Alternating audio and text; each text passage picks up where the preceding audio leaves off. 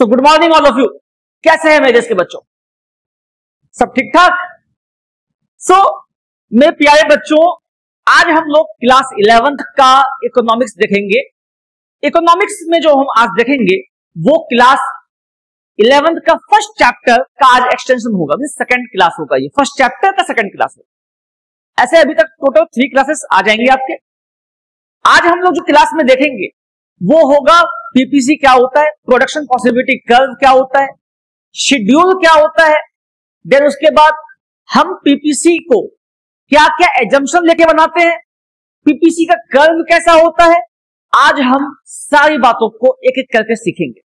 हालांकि ये चैप्टर थोड़ा लंबा है, इसमें अगला वीडियो भी आएगा इस चैप्टर का, लेकिन आज आपको ये सीखना है कि पीपीसी क्या होता है। चाहे आप सीबीएसई से हो, आईसीएसई से हो, बिहार बोर्ड से हो, किसी भी स्टेट बोर्ड से हो, सबका सिलेबस सेम है।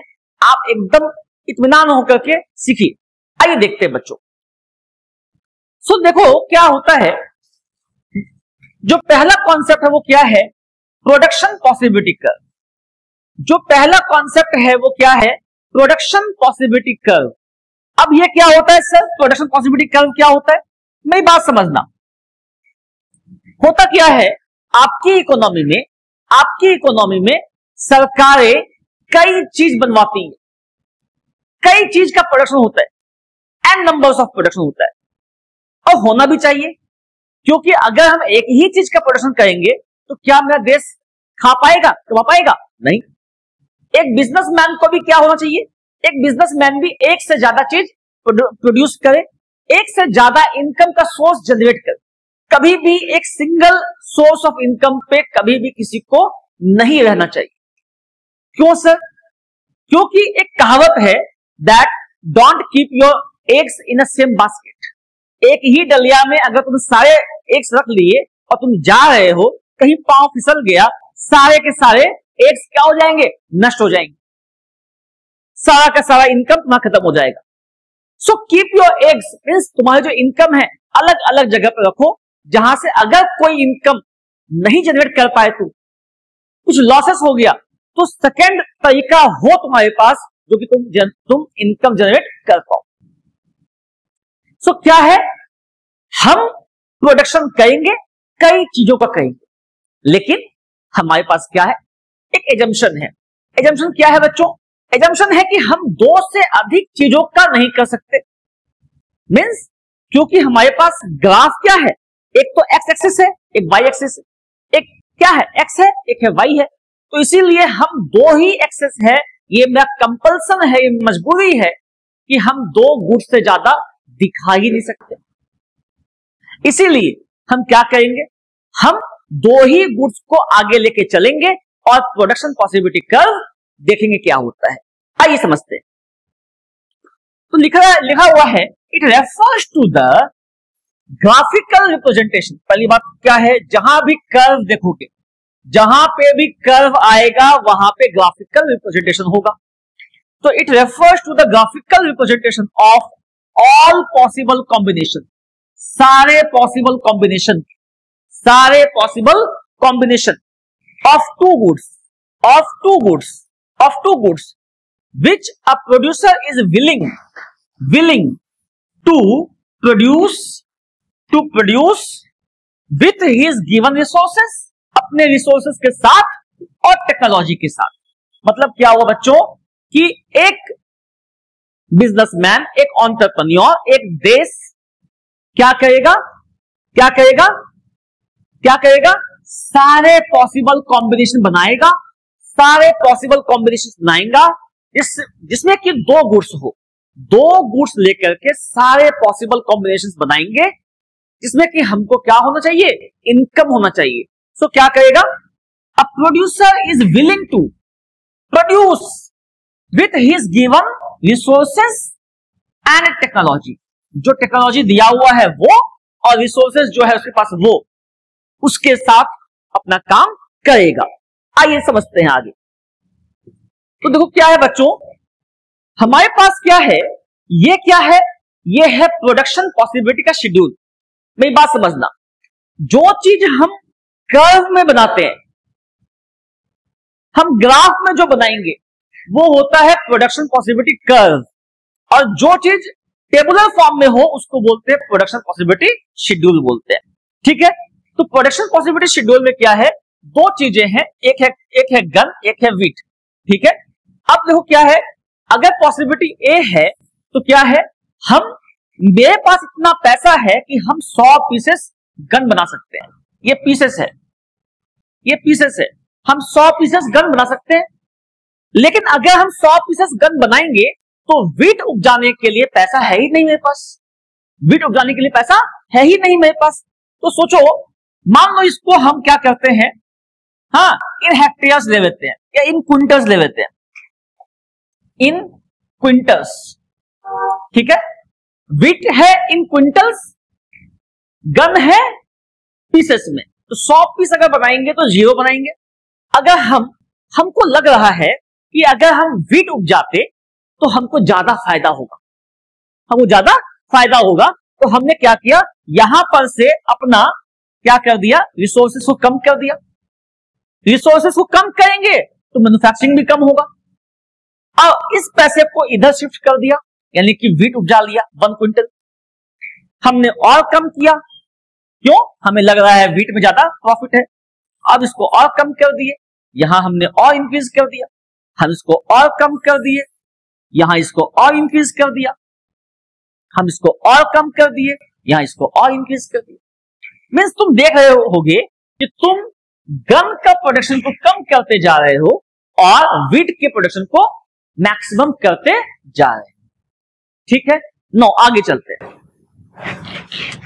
अब तुम देखोगे एक चीज, एक तुमने देखा होगा, यहां पे 10 का गैप है। तुम देखो यहां पे कितना का गैप है, 10 का गैप। यहां पे कितना का गैप है, यहां 20 का गैप। यहां कितना का गैप है, यहां 30 का गैप है। यहां कितना का गैप है, यहां 40 का गैप। मींस तुम देखो, अगर हम बात करें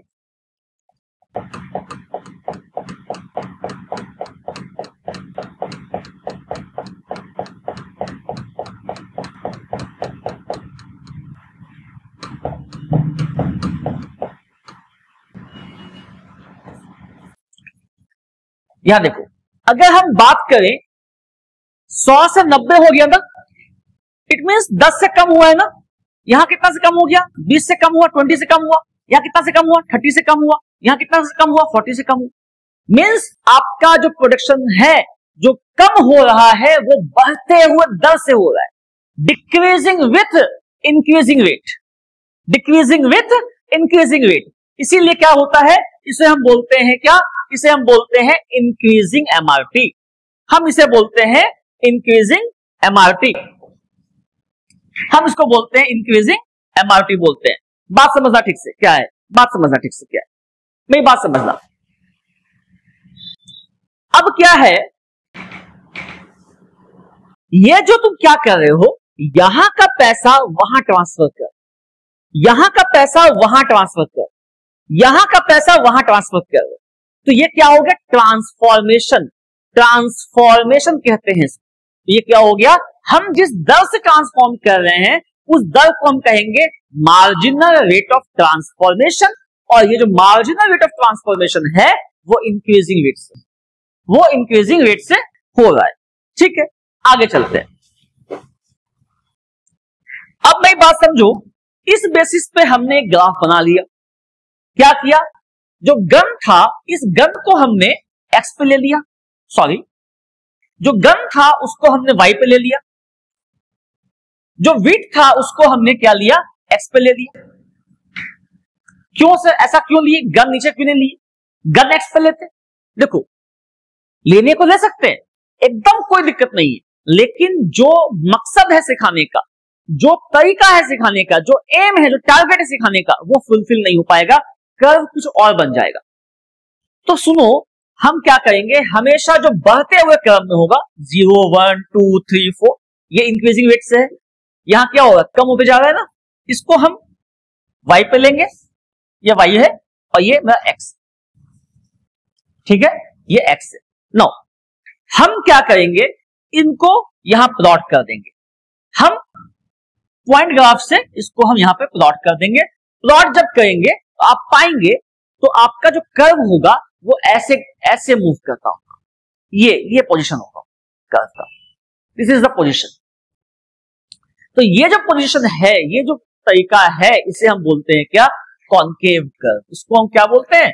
कॉनकेव कर्व बोलते हैं। इसे हम बोलते हैं कॉनकेव कर्व, है ना? आप पढ़े होंगे 9th 10th में, फिजिक्स में सीखे होंगे। दिस इज कॉनकेव, ये कॉन्वेक्स है। तो ओरिजिन से क्या है? ये कॉनकेव।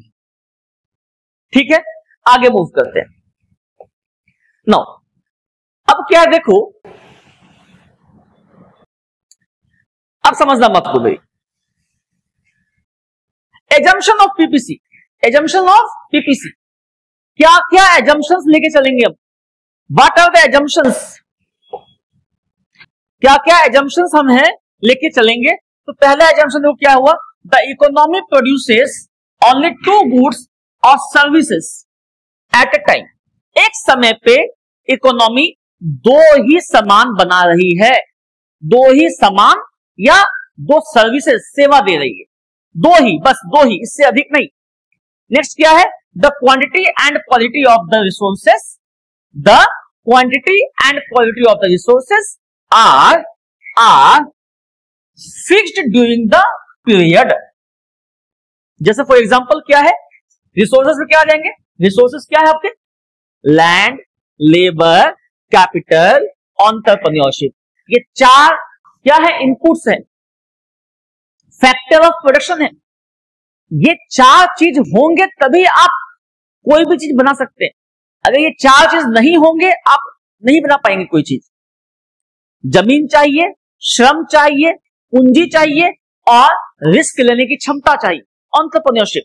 तो ये 4 चीज चाहिए किसी भी प्रोडक्शन को करने के लिए। ठीक है, तो ये जो 4 चीज हैं, इनपुट्स हैं, ये हमेशा फिक्स होने चाहिए। ये क्या होना चाहिए? हमेशा फिक्स होने चाहिए। आगे चलते हैं।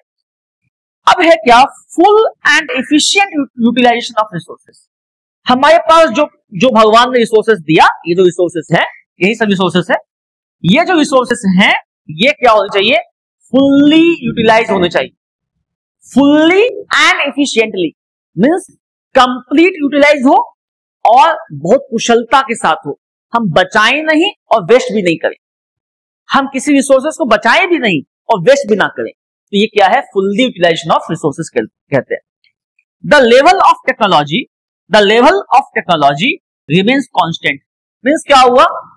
टेक्नोलॉजी जो है आपकी, वो भी क्या हो? कांस्टेंट होनी चाहिए। मींस ऐसा नहीं कि आज हम बुलोक कार्ट से काम कर रहे हैं, खेती बाड़ी बुलोक कार्ट से कर रहे हैं, कल हम ट्रैक्टर ले आए, तो क्या होगा? कम समय में ज्यादा हो जाएगा प्रोडक्शन। तो हमको प्रोडक्शन बढ़ाना नहीं है। मींस मेरे पास जो रिसोर्सेस है, वही रिसोर्सेस आज भी है और वो कल भी था, तभी जाके आपका सही तरीके से पीपीसी बन पाएगा। कोई भी चीज अगर हम काम करते हैं, उसके पीछे एक लॉ होता है, एक मान्यताएं होती है, तब ये चीज काम कर पाएगी। आप सीख पा रहे हैं इस चीज को। क्यों सीख पा रहे हैं? क्योंकि आप अच्छा से बैठ के पढ़ाई कर रहे हैं, कॉपी में नोट कर पा रहे हैं, तब आप सीख पा रहे हैं। नहीं करते तो नहीं सीख पाते। यूट्यूब में बहुत सारी वीडियोस हैं, आप कुछ और देख पाते और कुछ देखते। ये क्यों देख रहे हैं? क्योंकि आपके अंदर सीखने की कुछ झलक है, इसीलिए आप उसको सीख रहे हैं, है ना? तो क्या है? कुछ भी काम हो, उसके पीछे एक मान्यताएं हैं, है ना? जैसे न्यूटन ने क्या कहा कि देखा कि सेब नीचे गिरा, इसके पीछे क्या है? ग्रेविटेशनल फोर्स है, धरती की गुरुत्वाकर्षण शक्ति है उसके अंदर। लेकिन अगर उसने क्या कहा? कोई भी चीज होगा नीचे ही गिरेगा। लेकिन यही चीज अगर स्पेस में होता तो क्या वो होता? वहां पे नीचे गिरता? नहीं। एजम्पशन क्या है? धरती हो, स्पेस ना हो, ये एजम्पशन है उसका, है ना? तो और देखते हैं। तो क्या है? The level of technology remains the constant. तब जाकर के एवरीथिंग, जितने भी चीज है, सब कांस्टेंट रहेंगे, तभी जाकर के लॉ काम करेगा। सो अब क्या है देखो, अब एक यक्ष प्रश्न है कि क्या एक पीपीसी स्ट्रेट लाइन बन सकता है क्या सर? क्या एक पीपीसी स्ट्रेट लाइन बन सकता है क्या सर? तो बच्चों इसका आंसर यस, हाँ, PPC can be can be a straight line, but only theoretically,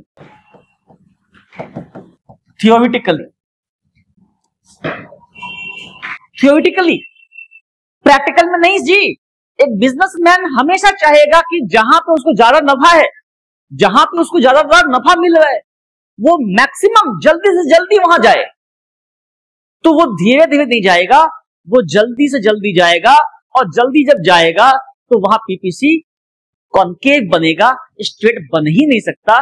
पढ़ने पढ़ाने को हम कह सकते हैं कि हाँ पीपीसी स्ट्रेट भी बन सकता है। तो देखते हैं, एक शेड्यूल देखते हैं। मान लो क्या हुआ, ये पॉसिबिलिटी है,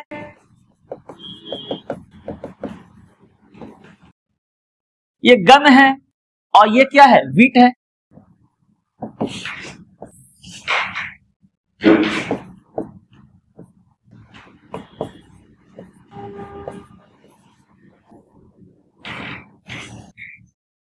मान लो क्या हुआ, 100 था, 100 इज 0।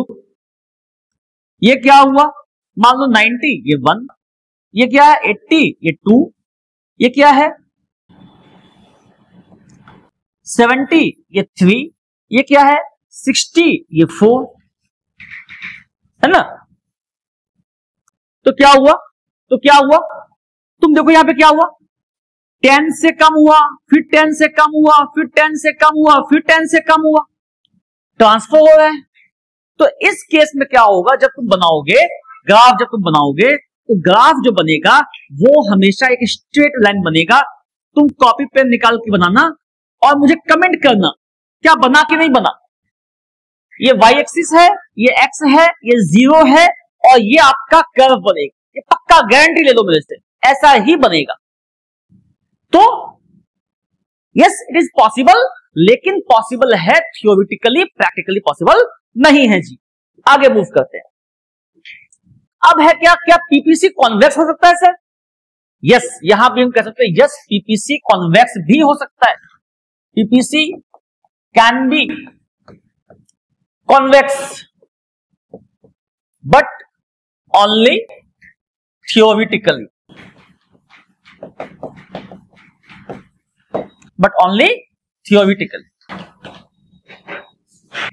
तो क्या है देखो, इसका भी तुम एग्जांपल देख लो। ये क्या है, possibility,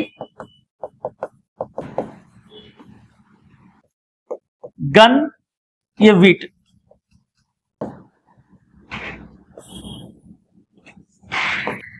A B C D E,